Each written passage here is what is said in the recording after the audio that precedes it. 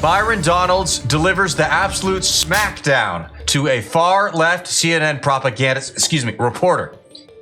Guys, it speaks for itself. I think you're going to like it. It's an interview, and it is contentious to say the least. So we're going to get right into it, folks. It's going to be a lot of fun. But first, do me a big favor here. Drop a like. Share our video around. We really appreciate it. As always, everybody, I'm your host, Darian, and this is Resist the Mainstream. Republican Congressman Byron Donalds of Florida. Thank you for coming on. We appreciate it. So I just laid out the numbers for you and talked about that economic data as well. Does it concern you at all that Trump and Musk's efficiency initiatives are impacting the economy in this way? Let's be clear about the numbers that you're reporting. The reason why the job growth numbers are down is because government workers are the ones who are starting to lose their job at the federal level. And it needs to be understood that under the previous administration, they increased the government workforce really in ways that are unsustainable. So what is happening here in Washington is getting the federal government under control so we can get spending under control. And the number one way you get inflation in an economy is overspending at the federal level. So yes, we have to shrink the federal government. It has to live within its means. That's what the American people have to do every day. But the other elements of our economy are very, very strong, and they're going to remain that way. But the consumer sentiment is down.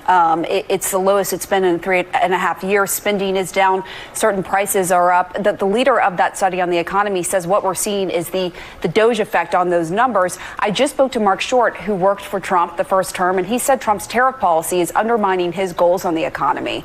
What do you say to that?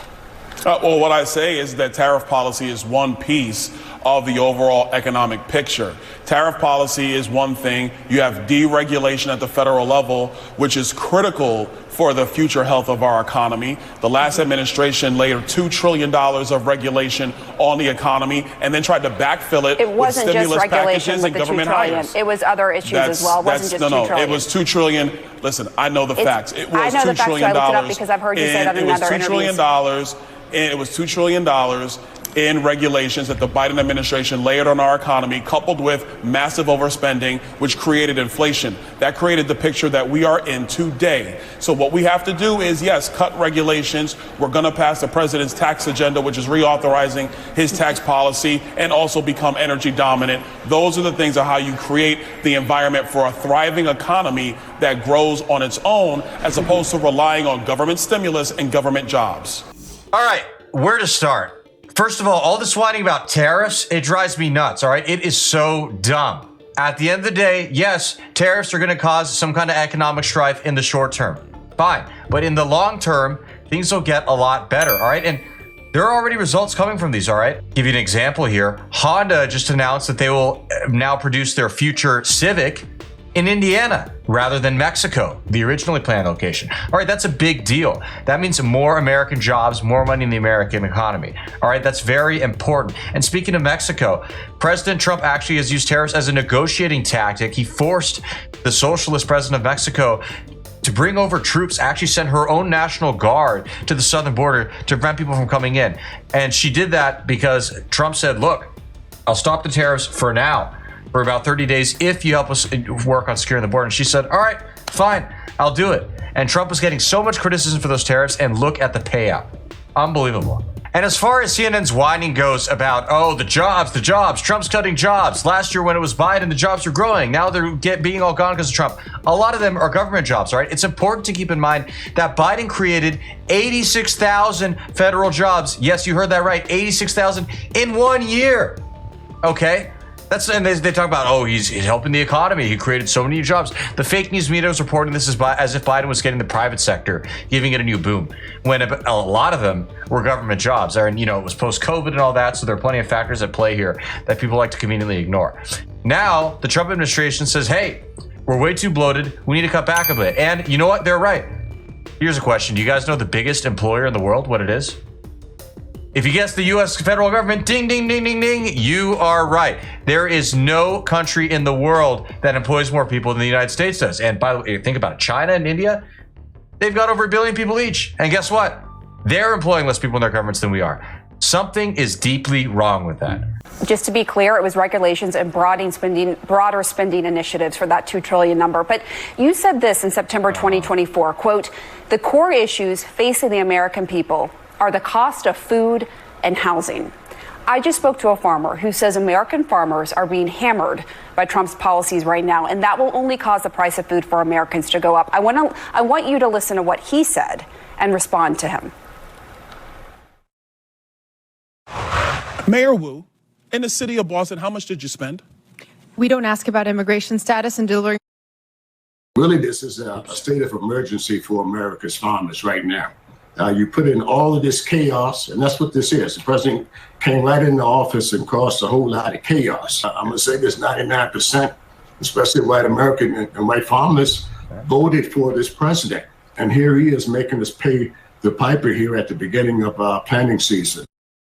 Obviously, ignore the first part of that. That was you. But how do you answer this farmer who said the president hasn't made food prices a top priority, as he said he would do? What I would say is that when you have to unwind the terrible inflation from the previous administration, you have to go through several processes, like I've laid out. The first piece is what DOGE is doing, giving Congress a list of areas where we can make immediate cuts to the betterment of our economy and to the American consumer. When you massively overspend federally, you inject more dollars into the system, you create inflation. That's the way it works. That's what Joe Biden did. We have to squeeze that out. Tariff policy is a piece of that that's raising revenue into our coffers through other means than just raising taxes to help stabilize the federal balance sheet here on Capitol Hill. So those things work together. And so I think it's important for people to understand as we work through the changes that our economy needs, it will create a more stable economy that grows organically with its own efforts as opposed to being reliant on government stimulus. More government stimulus is only going to yield more inflation. And that's not going to be to the help of that farmer in particular or any other American.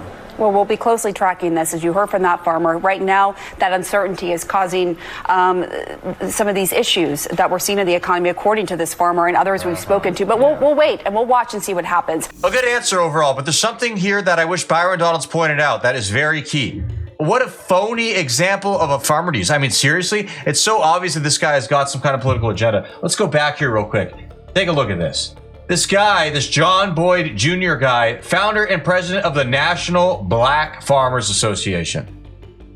You know, and then you obviously heard that race baiting comment he made at the beginning about, oh, yeah, most of these farmers are white and they all voted for Trump. Oh, bunch of dummies. Seriously? This is the guy we're going to take, we're going to trust his word on how Trump's tariff policy or whatever is hurting food prices? Really? This guy, this obvious Biden lackey? I mean, you should just call this up. Just be like, look, CNN, this is why people call you fake news, all right? You can't even bring an example of a regular farmer. You have to get a guy who's president of the Black Farmers Association, who's obviously an anti-Trumper. Yeah, because his opinion matters. Really?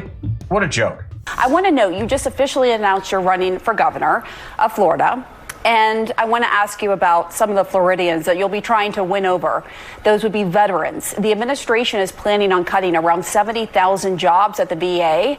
Can you assure each and every one of the nearly 1.5 million veterans in Florida that cuts to the VA won't affect them? Absolutely. And let's be very clear. The VA has been an albatross of an agency. It is heavily bureaucratic. A lot of our veterans aren't getting the care that they need in a timely fashion. And that's because of how bureaucratized the VA has become. Let's talk clearly to everybody.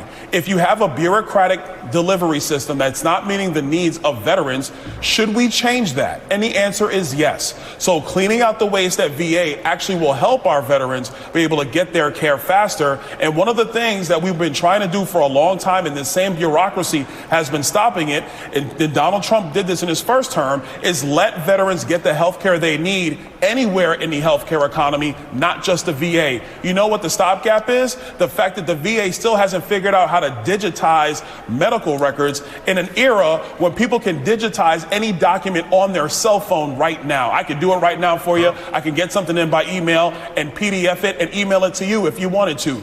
We can do that with generally people using their cell phones, but the VA is too much of a bureaucratic state, can't figure it out. So change is needed, and that will help veterans. All right. Well, we will be watching this issue closely as well. And it sounds like you're trying to hint at potentially potentially privatizing more of this, but we've seen issues with that as well. But we'll continue that conversation next time you're on. I want to ask you about this breaking news just coming into CNN that Trump just announced that Mexico will not be required to pay tariffs on any products that fall under the USMCA agreement. He did this, quote, out of respect for the Mexican president. Was Trump's back and forth tariff decision the right call, especially given the volatility of markets? We just heard from that farmer, too, who said the tariff back and forth is just causing mass uncertainty. Businesses hate that. You know that. Well, look, I'm going to repeat myself a little bit here. Okay. It is important that we stabilize not just our economic relationships around the globe, but also the fact that we got to secure our border and we got to stop the flow of fentanyl. Give Donald Trump the opportunity to actually negotiate with the Mexican president and with Canada and with China. You got to give him that opportunity, because when prices were rising in the United States, I didn't hear CNN talking about that much. As a matter of fact, you ignored most of it while it was hurting the American people. Let the president negotiate on tariff policy. That is what he's doing, and it's going to work out to the better. You didn't cover it the way it needed to be covered. Let's just be perfectly honest. Okay, well, that's a matter of opinion. You let the last administration get away with it, but the That is your American people opinion, but we suffered as a did. result. But No, it's not my opinion. That's a fact. Okay, no, it's not a fact. Congressman Byron Donalds, thank you for coming on to share your points of view. We appreciate your time. It totally is a fact, though, that they didn't cover. Remember, at first we were hearing that the inflation was transitory under the Biden administration. You guys remember that? Oh, it's temporary, and it's not really inflation. And also, we're technically not in a recession, even though we just redefined the word recession just to run cover for Biden. At a certain point, it got so obvious they just couldn't, do the act anymore. And then, as the media always does, CNN, MSDNC, and all these other leftist goons said, "Oh yeah, Biden, his economy is so terrible." Yeah. Way to say that 2 years after everybody else noticed. Such a bunch of phonies, fakes, and frauds. With all that being said, everybody, I hope you enjoyed the clip. If you liked it, please comment below, hit that subscribe button, and we'll see you again soon. God bless.